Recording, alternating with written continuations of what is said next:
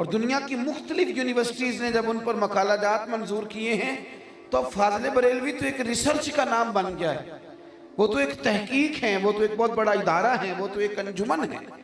اتنا بڑا آدمی جس نے تنہا ایک تحریک کا کام کیا، خود جاتے تھے سودا سلب لینے، سودا سلب لینے خود جاتے تھے۔ آج کل نہیں، میری طرح کے مولوی صاحب، بزرگوں کی بات نہیں کرتا، میری طرح کے پیر صاحب اور مولوی صاحب وہ تو بیچارے اپنے گھر کی سبزی لینے بھی نہیں جاتے، کسی کو پتہ نہ چل جائے کہ حضرت نے بھی توڑا اٹھایا ہوا ہے۔ اعلیٰ حضرت خود گئے تیل لینے سرسوں کا، اور جا کر کے دکاندار سے کہا کہ یہ شیشی بوتل سرسوں کے تیل کی بھر دو۔ اس نے بھر دی، فرمایا کتنے پیسے؟ میری بات کی سمجھ آ رہی ہے؟ دکاندار کہنے لگا حضور ویسے تو یہ 5 آنے کی ہے، آپ ہمارے عالم ہیں، آپ 3 آنے دے دیں۔ تو فاضل بریلوی کے دیکھیں وہ پکی باتیں کرتے ہیں، پکی، پورے ہی 5 دیے۔ فرمانے لگے 2 آنے چھوڑ رہا ہے مجھے عالم سمجھ کے، تو پورے ہی 5 رکھ، میں اپنا علم 2 آنے کا نہیں بیچا کرتا۔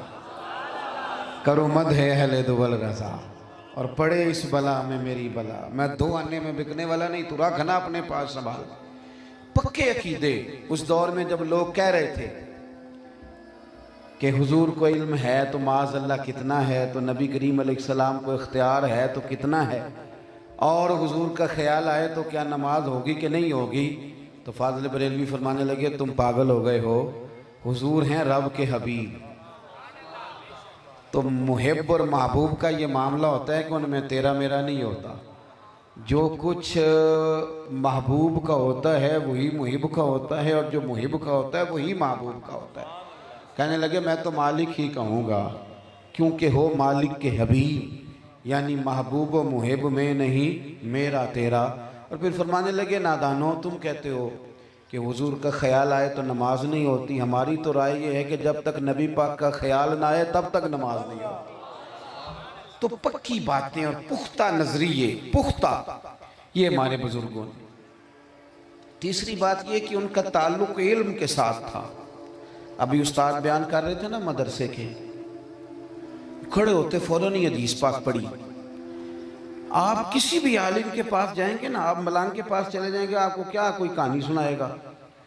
کسی عالم سے ملو گے نا وہ رسول اللہ سے جوڑ دے گا، کیونکہ وہ اٹھتے ہی مدینے والے کی بات چھیڑے گا، وہ حضور کی بات کرے گا، آپ کو علم کی طرف رغبت دے گا۔ استاد تھے تو انہوں نے دیکھیں بات بھی علم کی کہ کتنا علم حاصل۔ ہمارے بزرگوں کا تعلق علم کے ساتھ۔ داتا صاحب کی کشف المعجوب میں بھی پہلا باب علم کا ہے، پہلا باب علم کا ہے۔ اعلیٰ حضرت فاضل بریلوی بات علم کی ہو رہی ہے، حضرت مجدد الفسانی بات علم کی ہو رہی ہے۔ یہ ہمارے بزرگ علم کی بات کرتے تھے، علم کا پیغام آگے دیتے تھے، یہ علم کی طرف رغبت دیتے تھے۔ اب کیا ہو رہا ہے تیزی سے؟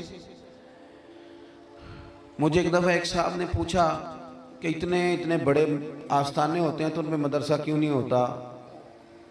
تو میں نے کہا اس کی ایک وجہ ہے، پیر عالم ہو تو وہ مدرسہ بناتا ہے، پیر جاہل ہو تو مدرسہ نہیں بناتا۔ دلیل وہ ہمارے پنجاب سندھ میں خیبر پختونخوا میں جو پرانے وڈیرے تھے نا، وہ اپنے گاؤں میں سکول نہیں کھلنے دیتے تھے، کھلنے نہیں دیتے تھے۔ اب دور بدل گیا، ایک زمانہ ایسا آیا وہ سکول نہیں بننے تھے۔ کیوں؟ وہ کہتے تھے کہ اگر غریبوں کے بچے پڑھ گئے تو ہماری بھینسوں کو چارہ کون ڈالے گا، وہ نہیں پڑھنے دیتے۔ یہ جو پیر ہے نا ان پڑھ، یہ اس لیے نہیں مدرسہ بناتے، انہیں پتہ ہے کہ اگر یہ پڑھ گئے تو ہمیں پیر کون مانے گا، تو یہ تو نہیں بننے دیتے، سوال ہی نہیں پیدا ہوتا۔ وہ تو کوئی خود عالم ہو اور علم کی افادیت سے آگاہ ہو۔ اگرچہ جب آپ پڑھا لیتے ہیں نا، استاد بیٹھے ہیں، اگرچہ آپ پڑھا لیتے ہیں تو جس طرح کی وہ ان کو دوائی کھلا کے پیر صاحب مست کر لیتے ہیں، اس طرح شاگرد نہیں مست ہوتے۔ اتنی وہ وفاداری کرتے ہیں اتنی شاگرد کوئی نہیں کرتے، یہ بڑی پکی بات بتا رہا ہوں۔ وہ تو تھوڑے زیادہ پڑھ جائیں تو استادوں کی باتیں ٹھیک کرانے لگ جاتے ہیں، یہ معاملہ گڑبڑ بھی ہوتا ہے۔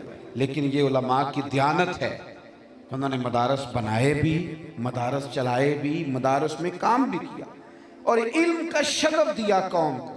مزاج علمی پیدا کریں، اور علمی مزاج بھی اس طرح کا نہ بنائیں کہ ہم نے تقریر سننی ہے اور تقریر سن کے جناب ہم نے بس اسی میں رہنا ہے۔ علم عمل کے لیے حاصل کریں۔ اگر آپ نرا الفاظ کے گورکھ دھندے میں آئیں گے تو لفظ تو طوطے کو بھی یاد کرا دیے جائیں تو یاد ہو جاتے ہیں۔ جب آپ عمل کرتے ہیں تو وہ آپ کو نفع دیتا ہے، اور ترمذی میں حدیث ہے، اللہ کے محبوب علیہ السلام فرماتے ہیں جس نے علم اس لیے حاصل کیا کہ علماء سے بحث کرے گا یا جاہلوں پہ روب جمائے گا، اسے تو اللہ جنت کی خوشبو بھی عطا نہیں کرے گا۔ عمل کے لیے چلیں، عرس چل رہا ہے نا آج کل سفر میں داتا صاحب کا، تو داتا صاحب کی کشف المحجوب کا مطالعہ تازہ ہے۔ داتا صاحب فرماتے ہیں کہ لوگ ہم سے چلے پوچھتے ہیں، بڑی چیزیں مشہور ہیں، ٹھنڈے پانی میں 40 دن کھڑا رہا ہے، دریا کنارے بیٹھا رہا ہے، ضرورت ہی نہیں تھی اس کی۔ سب سے بڑے صوفی کی بات بتا رہا ہوں، بر صغیر کے بڑے صوفی جو غوث پاک سے پہلے کے ہیں، داتا صاحب۔ داتا صاحب کشف المحجوب میں فرماتے ہیں کہ سب سے بڑا مجاہدہ، سب سے بڑا چلہ، سب سے بڑا تیرے لیے اللہ کی طرف جاتے وقت مشقت کا رستہ صرف ایک ہی ہے۔ حضور وہ کیا؟